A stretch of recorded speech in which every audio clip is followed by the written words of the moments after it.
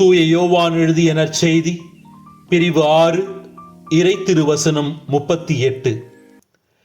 என் சொந்த விருப்பத்தை நிறைவேற்ற அல்ல, என்னை அனுப்பியவரின் விருப்பத்தை நிறைவேற்றவே நான் விண்ணகத்திலிருந்து இறங்கி வந்தேன். ஜெபம்.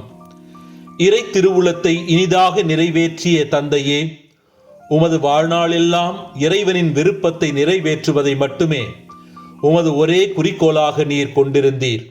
நாங்களும் எங்களது வாழ்வில் நிகழும் அத்தனையும் இறைவனின் விருப்பத்தால் மட்டுமே எங்களுக்கு நிகழ்கின்றது என்பதை உணர்ந்து அதை நல் மனத்துடன் ஏற்று வாழ தேவையான அருளை தந்தருளும்.